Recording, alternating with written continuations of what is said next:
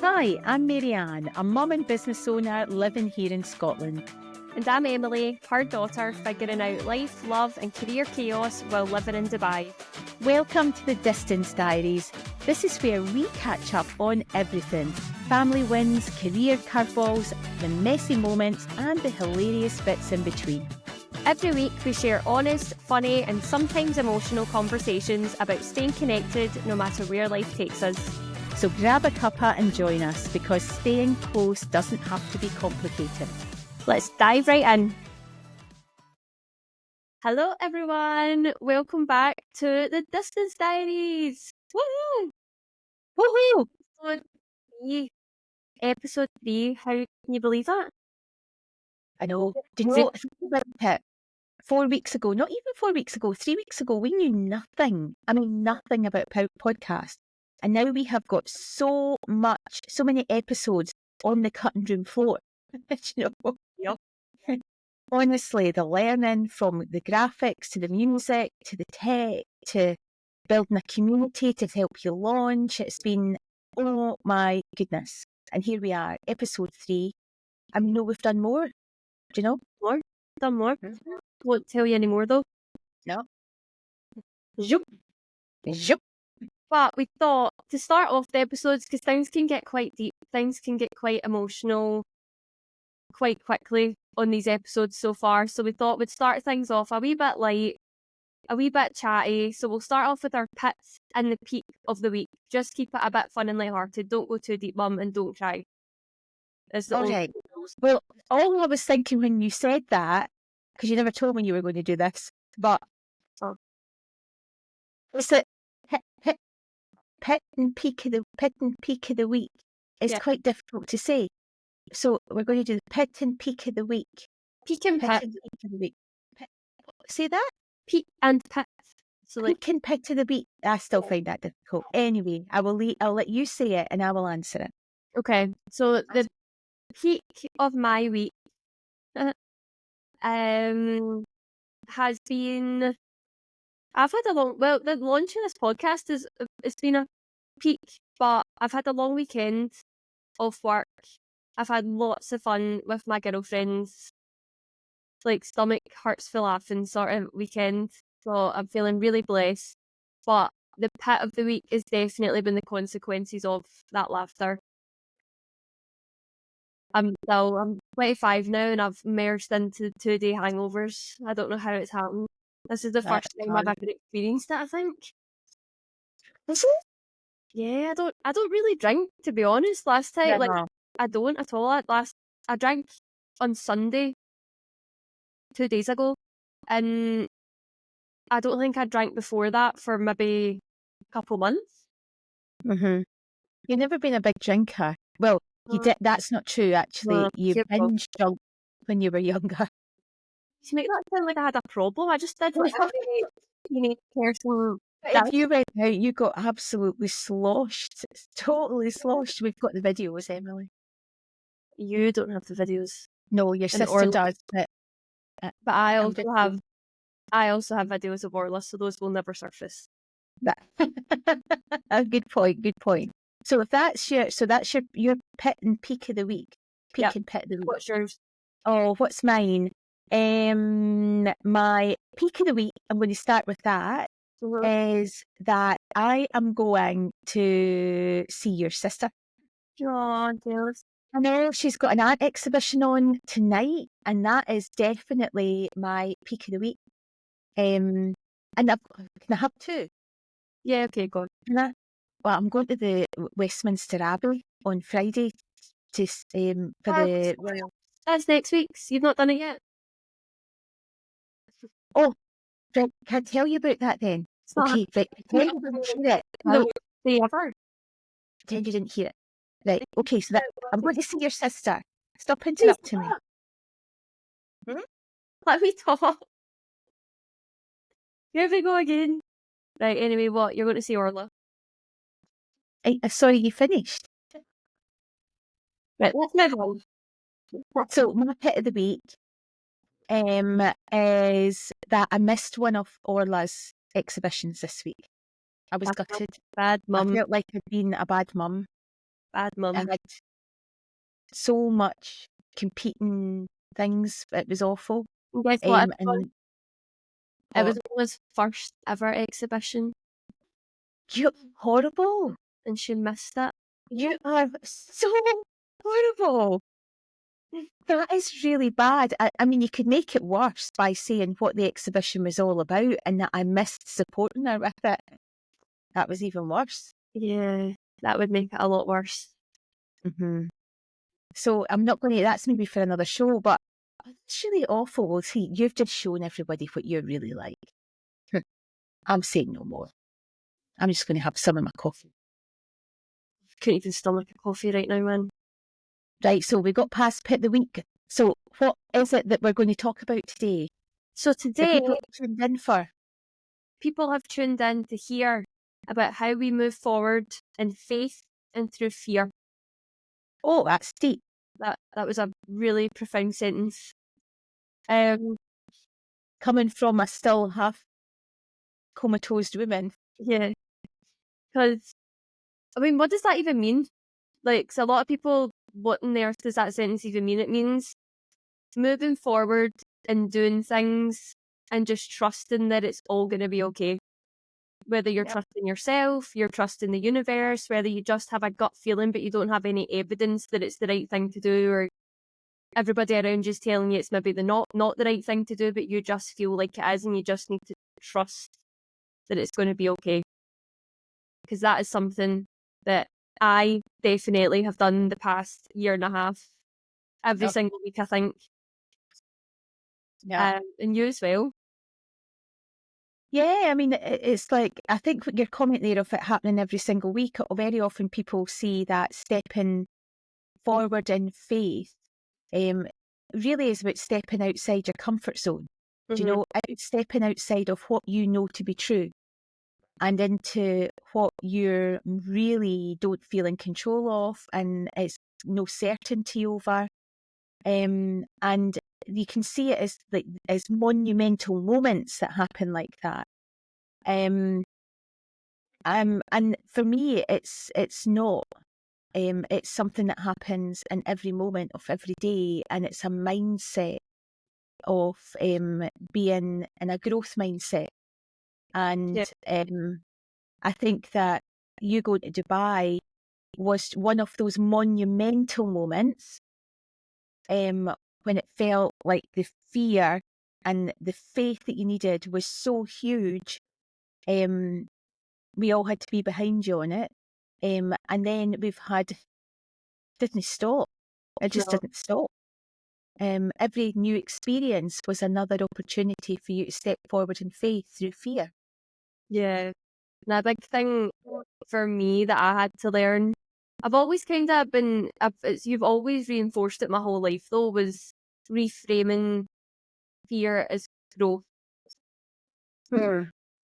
If you're scared of it, whether it's the right thing or the wrong thing, or it doesn't quite go to plan or it does go to plan, you're always going to learn and grow from it. So it's never the wrong thing to do. Yeah, Unless pretty it's, much. This is quite nice actually, because it's like all those things that would drive you nuts when I would say them as you were growing up, because you'd roll your eyeballs right into your head, show everybody what you would do. I mean, you would really know how to do it. And now, as you're older, me hearing you do it so many times of repeating back the same language that I've used to you all your life. Yeah. And that's when you go, oh God, she was listening. She was listening. It wasn't futile, do you know? Which is really lovely as a parent. But I do think you're right. It's been having that growth mindset embedded into you, that the disruption that you feel when fear is present Yeah. is a good thing. And you know, I always would share with you when you were younger. If you feel frightened, recognise it, look it straight in the face. And I mean, you thought I was nuts sometimes because I would get you to look in the mirror and go, "Hello, fear, you've turned up. What are you here to tell me?" Can you imagine this, a 13-year-old, right? I would never ever do it, but you would make me stand in front of the mirror for sure.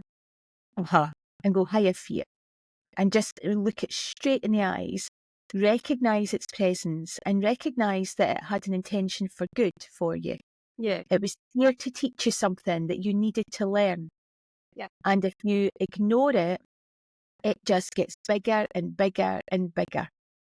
But the moment you look it in the eye and you have to hold it, you do have to, I would say, hold the emerging future, which is what fear is. You're holding it. Yeah. And that's where the skill is. Because you can look at it and then you go, no, I'm a big chicken, and you run off. Or you hold it and you keep staring that baby out until the penny drops.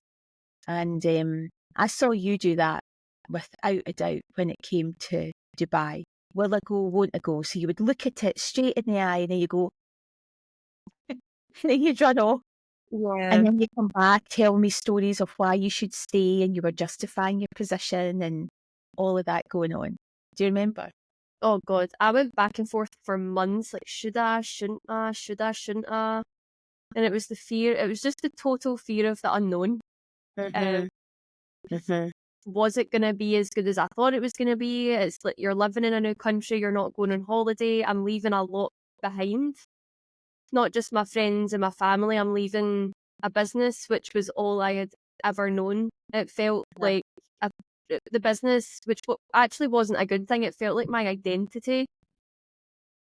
And I felt like Emily Hennigan Real Estate, and I felt like that's all people knew me for.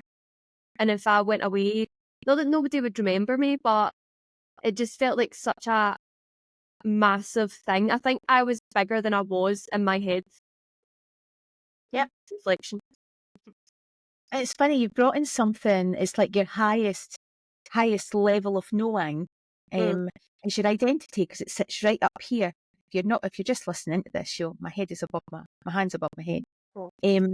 But it's your highest sense of knowing. And even as you were talking there, I thought, oh wow, I know that when you decided to leave, that was the start of an identity shift for me, because I was the mother of Emily Hennigan Real Estate.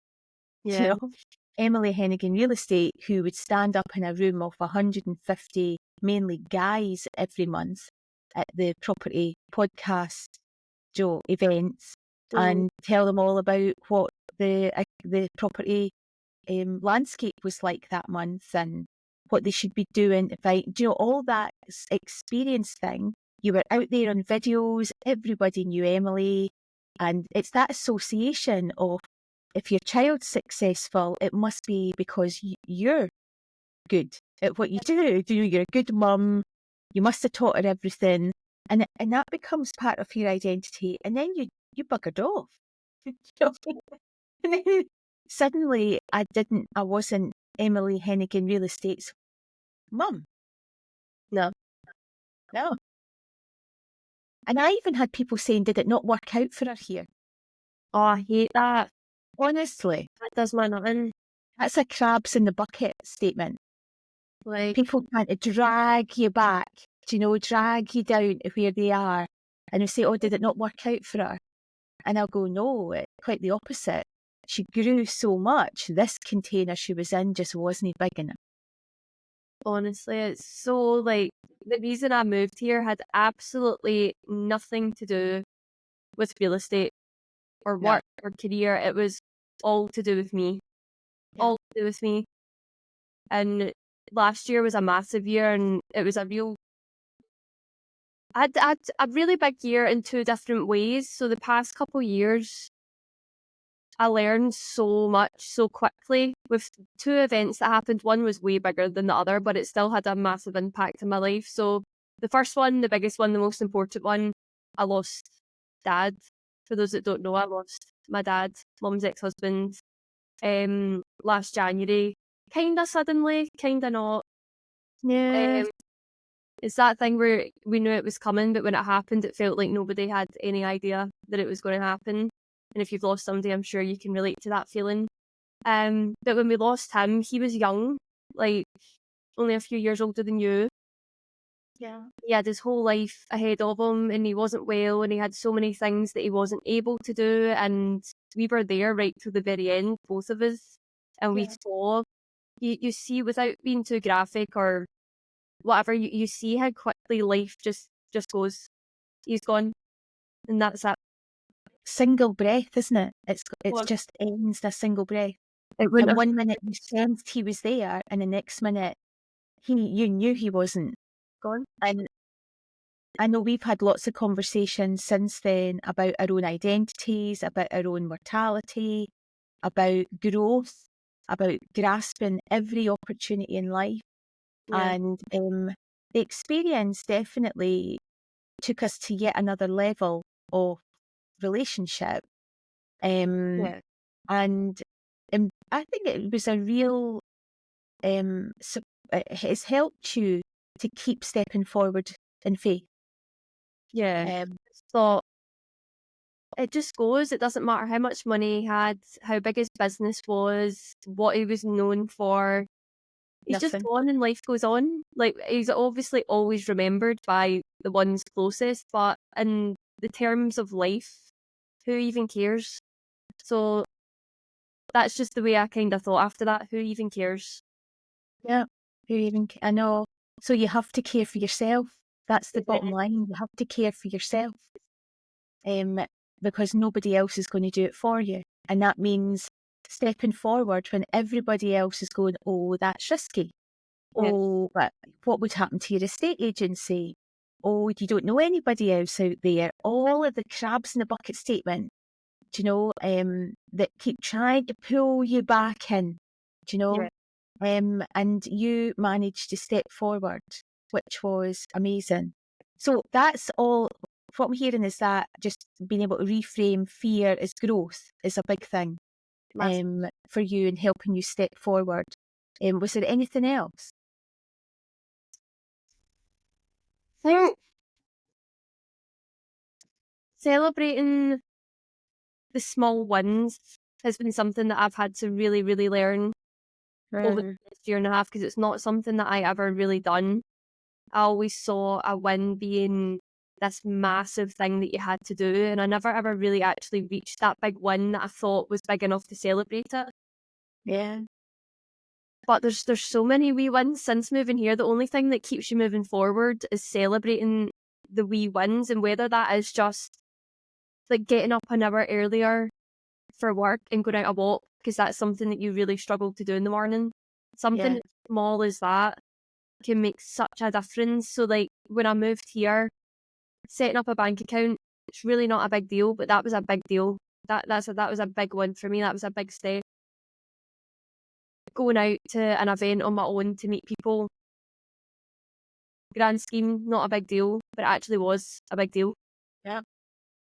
Being I able to, remember one of the first things you did was when you arrived was to tap into all like the networking that was available when nobody around you in the business that you were in over there did it. no, Nobody did it. And one of the first networks you managed to wiggle your way into, which is so you, by the way. Next thing, she was there like 2 days, and next thing I get a picture and she's standing next to the now what was it, the vice president of the Dubai Chambers of Commerce on a yacht. I mean, she was there for like 2 or 3 days, and she goes, "Look where I was tonight," and I'm like, "That what?" But it's so her. It is so her. yacht makes Um, it sound cooler. The yacht part makes it sound very cool. but it was very cool on the Well, scale of things. It was very cool. it was. Um, Yeah, it was. And I think we celebrate wins every day. And you've certainly, my experience of this has been that you help me now to celebrate the small stuff, because I have lots of days when I struggle. Do you know, it's just normal stuff. Yeah. Um, and you are very wise. And so one of the key things that you do is to help me to recognise all the amazing stuff that's going on around me. That in that moment of distress or whatever's going on in my head, when I'm locked in my head, you always say, right, listen, look at all the stuff. You woke up this morning, Mum. Loads of people don't wake up this morning. So let's celebrate that. Do you know what else are you celebrating? Right, you've got food in your fridge, you've got this, and you take me through this. And you would never have spoken like that before taking this big growth journey. That's been another level of maturity, I think, No. with that. So I think you're right. Celebrating success isn't something culturally we are very good at, and it's certainly not something Scottish folk are very good at. No. They're really like negative in lots of ways. They go, "Oh no, it wasn't really good," and "Oh no, it wasn't really me," and and "Oh, it's not really my thing." Oh, and actually, it's not. Whereas if you go to America, they're all just like, "Yeah, I'm amazing." You know, it's a huge cultural difference. And I think you're a really good ambassador for it. I really do.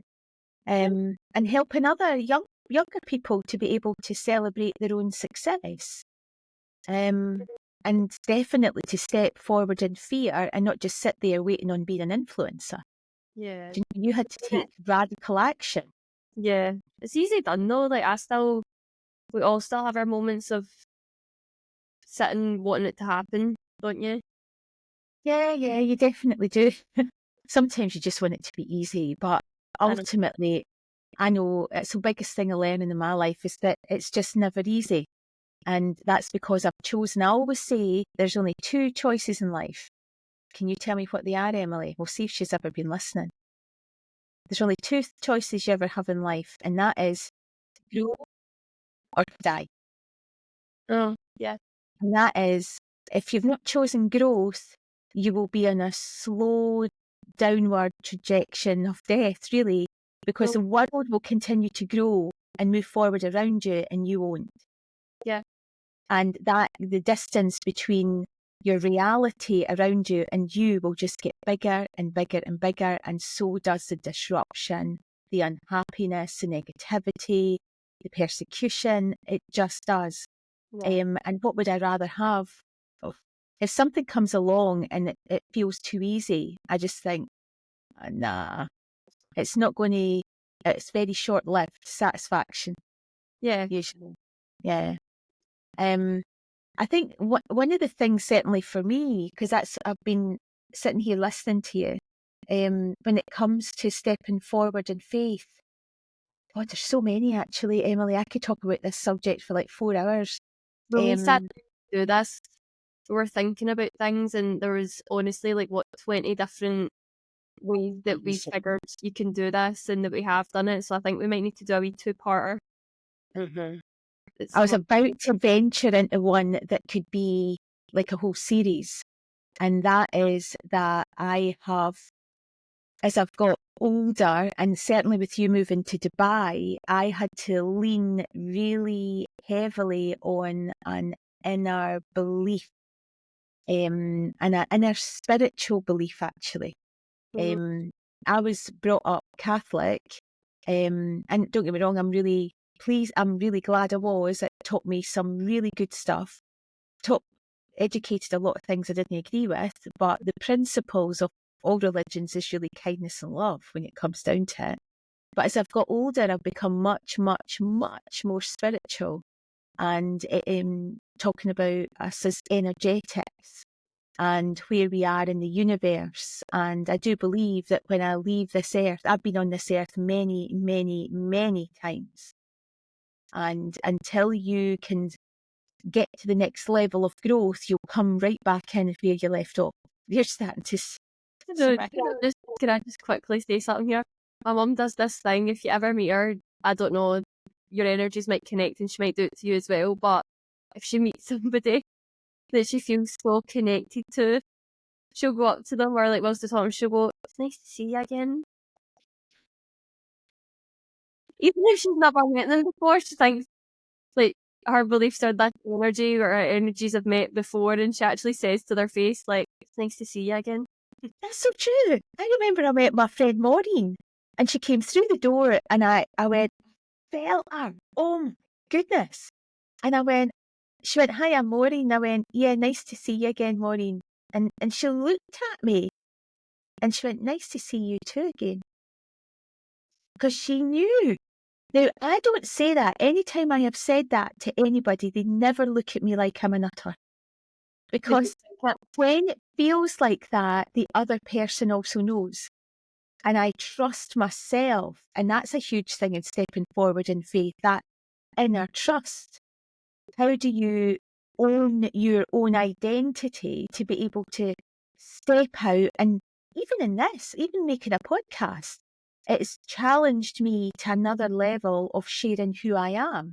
Yeah. And that voice. Now, if you go on social media, I'm by no means an influencer, right? I'm a million miles away from that. But I've not been shy about coming on, doing videos, being out there, being visible. But what the podcast I really wanted to achieve for myself through that was to go to another level of authenticity, because you say things I would never say, because I have been culturally taught that that's a wee bit too exposing and I won't be that vulnerable or that to the point. And it's pushing me to have more of my own voice and trust myself.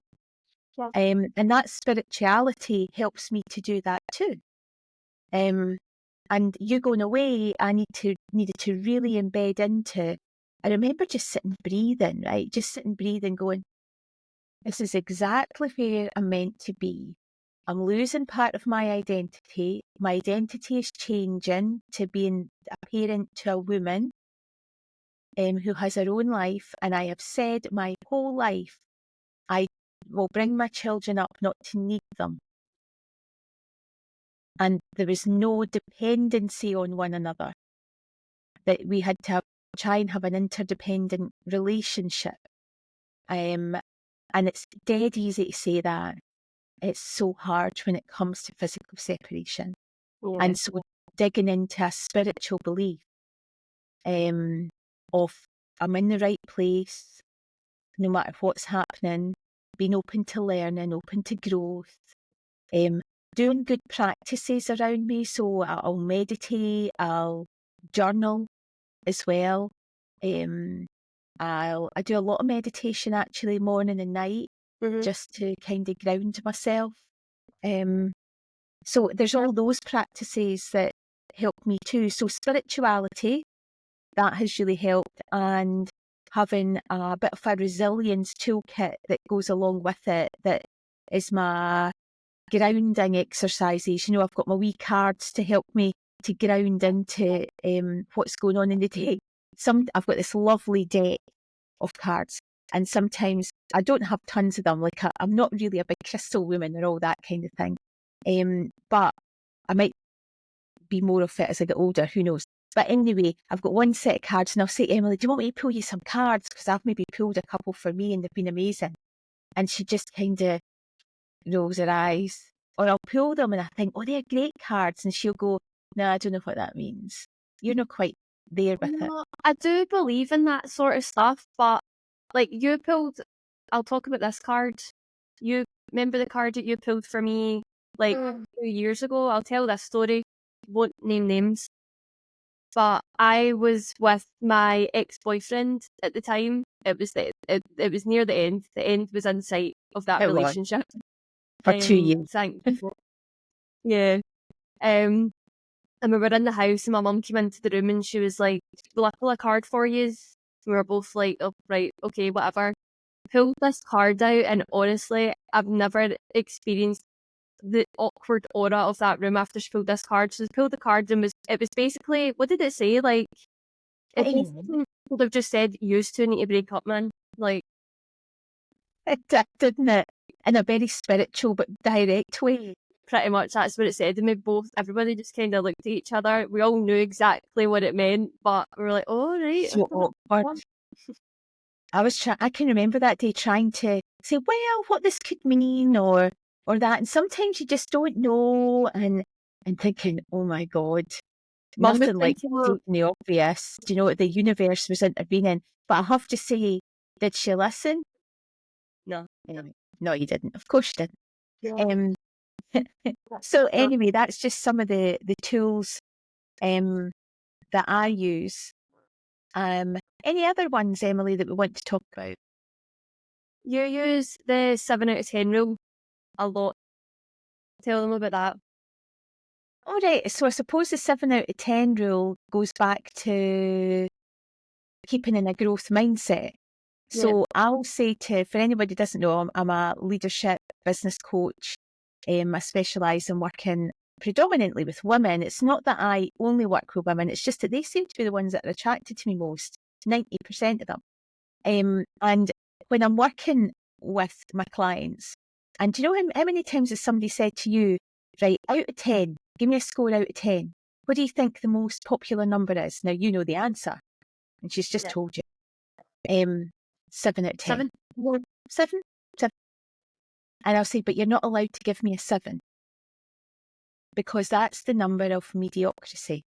That's okay. That's fine. Is that okay? It's rubbish number. And I always say, imagine lying on your deathbed, and imagine me lying on my deathbed and you're holding my hand and it's intimate and what a beautiful thing. Oh my goodness, having my daughter with me as I exit this life. And you turn round to me and you go, Mum, you've had the most amazing 7 out of 10 life. That would be going in that moment. Mic drop. Nothing like killing me at the end. How would you feel? 7 out of 10 life. And it's too late to do a thing about it. Now, people give themselves a 7. If you're giving yourself a 7, folks, stop. Because are you growing? Because we can justify our lives with a 7 out of 10. Because a 7 out of 10 is usually because you know that you don't want to admit you're a 4, 5 or 6. And you know that you're definitely not an 8, 9 or 10. But 7 justifies it for today. And I see a lot of people living 7 out of 10 lives. Do you know, and I know that when I had a big stepping forward in faith, when I left the security of a job, a well-paid job,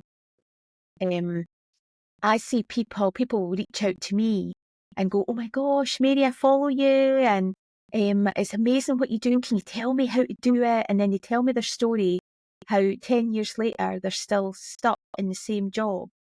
They're still as miserable as they ever are when I knew them, still complaining about the same things, still justifying their being there because they get a salary, they get a pension, or putting up with a relationship, or, do you know, and I'm saying that not out of judgment, it's because I've done every single one of them.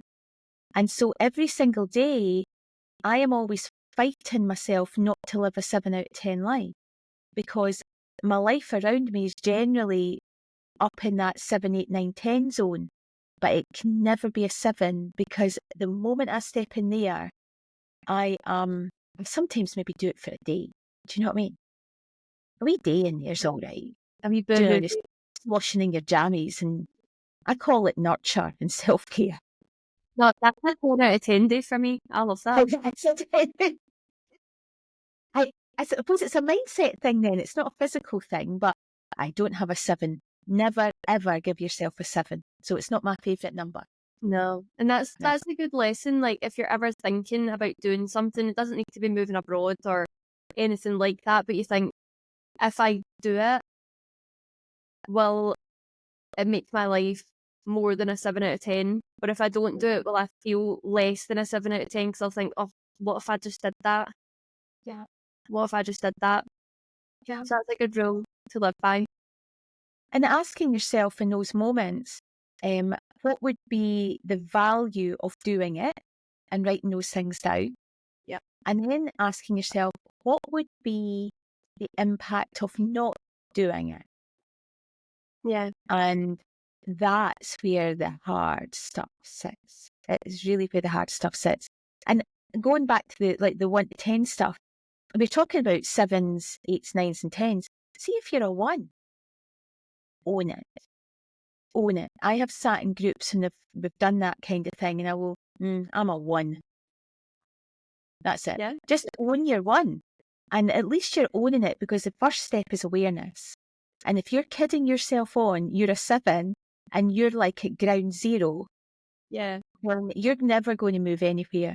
Own your 1 and ask yourself, how do I get to 2 today? And it goes back to you recognising those little steps and celebrating those little steps of success. Yeah. So just own your shit, really, is what I'm saying. That's Swear on a podcast. Ooh. That's one of my things. Oh, Don't even start. My mum swears like a trooper. I do swear. I do. In private, I do. But I find it very difficult to swear publicly. I And think it's necessary. she uses the big boy words as well. So let's. Don't But I you? wouldn't hear, though. No, You I wouldn't would. use it here. You would. I'll let you use them because they're too big. No, I wouldn't use them here, but Right. No, I wouldn't They do. either. That's a whole other podcast just about sweary words. But yeah, so 7 out of 10. Bleh. No more. Favourite number is 7. Mediocre. It's like having ice cream that doesn't taste of anything. and you're trying to pretend like- that it does, but it really just. Nah. It's like popcorn. Do you know? Plain popcorn smells great, tastes like shit. Yeah. Who wants Well- that? Yeah. Well, I think that's pretty good Well, place to end, Emily. I think we've talked about 4 or 5 of the things on our list of 20 plus. Yeah. And I'm sure that concept of stepping forward in faith and through fear, fear is all around us all the time. And I think that little baby is going to be popping into our conversations in a lot of podcasts. Yeah. In its own wee subtle way.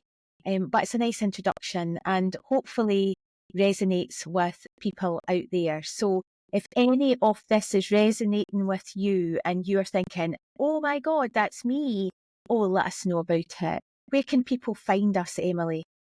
They can find us on TikTok, Instagram, Facebook at the Distance Diaries podcast. Yep, and we're both on LinkedIn. So if you're in a professional zone and you think, I don't do all those other things, reach out to us, DM us on LinkedIn. We will actually DM you back because we're not that famous to not do it. And we do it ourselves because we don't have anybody doing it for us. So on that happy note, we are going to say love you and leave you today here on The Distance Diaries. the Distance Diaries, and we'll see you back here, same time, same place, in our next episode. And we'll see you then. See you later, Bye. everyone. Bye. Thanks for spending time with us on the Distance Diaries. We hope you laughed, maybe learned something, and most importantly, felt a little more connected. If you enjoyed today's episode, don't forget to subscribe, leave a review, and share it with someone who needs a little connection too. And join us on Instagram and TikTok at the Distance Diaries podcast for sneak peeks, behind the scenes fun, and much more. We'll see you next week, same time, same place. Until then, stay connected, no matter the miles.